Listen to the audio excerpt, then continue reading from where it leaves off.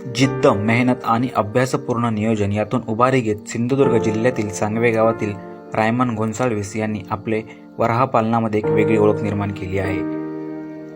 Corona काळात अनेक जणांचे रोजगार हिरावले, अनेक जणांचे उद्योगधंदे ठप्प झाले. त्यातीलच एक रियान गोन्साल्विस. कोरोना काळात त्यांनी कंस्ट्रक्शनची कामे थांबली. मग कोणता व्यवसाय करावा हा त्यांचा प्रश्न मनात नेहमी घर करत होता. म्हणून त्यांनी शेती व्यवसायाकडे वळावं असं वाटलं. सतत ते शेतीविषयक उद्योग व्यवसाय यूट्यूबवर शोधत असत. त्यात त्यांना वराह पालन करण्याचा मनात विचार आला. त्याविषयी सविस्तर माहिती त्यांनी घेतली व त्याचे ट्रेनिंग देखील घेतले. नंतर कणकवली येथून लार्ज व्हाईट यॉर्क जातीच्या 30 माद्या व एक नर खरेदी केला. माझं नाव रायमन सैर गोन्साल्विस. मी एक पिग फार्मर आहे.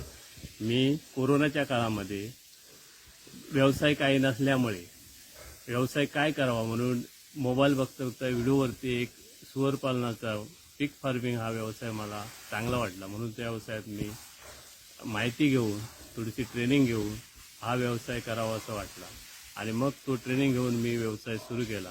माझ्याजवळ पैसे नसले तरी पण मी काही लोकांकडून अशी मदत करून पैसे घेऊन हा फार्म चालू केला. ह्या फार्मवरती माझ्या 10 मादे आणि 1 नर आणून मी व्यवसाय चालू केला आणि तो व्यवसाय आता माझा आजपर्यंत सुरळीत चाललेला आहे. आज 3 वर्ष झाली ह्या व्यवसायात मी आहे.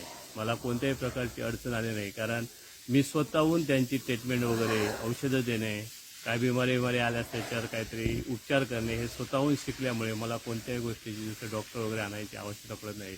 मेजर कोई प्रॉब्लेम असला तरच मी डॉक्टरांना फोन करतो आणि बोलवतो. डिलिव्हरी वगैरे सर्व मीच करतो.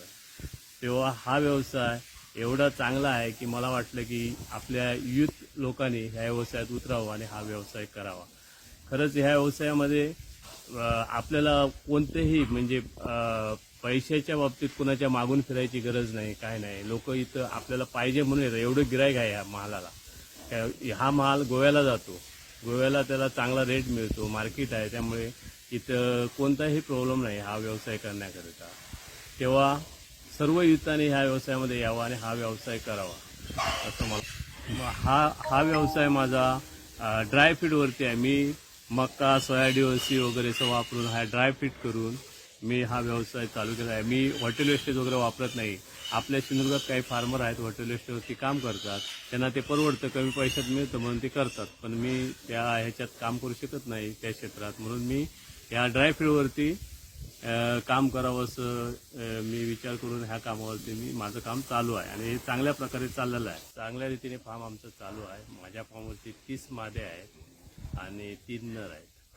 मी वर्षाला 500 पिल्लं विकतो आणि त्या पिल्लांपासून माझं चांगलं म्हणजे इन्कम होतं.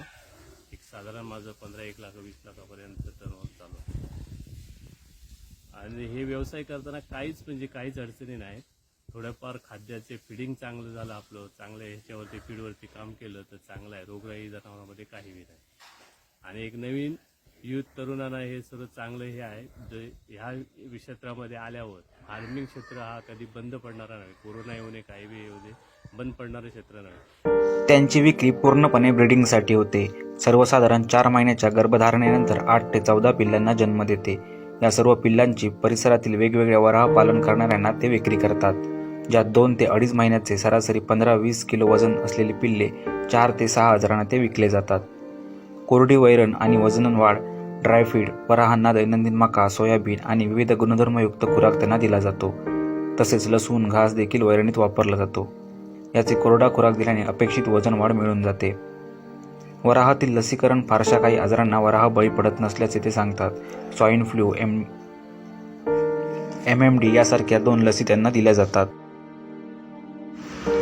या व्यवसायातून त्यांची वार्षिक उलाढाल 30 ते 40 लाखाची होते, ज्यात त्यांना सरासरी 15 ते 20 लाख रुपये नफा असतो. स्वच्छता आणि काटेकोर नियोजन हेच वराह पालनाचे यश आहे. आपण व्यवसाय करत आहोत, त्यामुळे मनातील अनेक विचारांना व्यवसाय हे ठाम उत्तर असले की त्याचा परिणाम तुमच्या उद्योगावर होत नाही. वराह पालन हा जोडधंदा नियोजनबद्ध असेल तर तुम्हाला एक वेगळ्या उंचीवर नक्कीच घेऊन जातो. यात भविष्यात खूप मोठ्या संधी आहेत. सोबत यात अडचणी देखील कमी आहेत. न्यूज 18 लोकलसाठी सिद्धराज परब, सिंधुदुर्ग.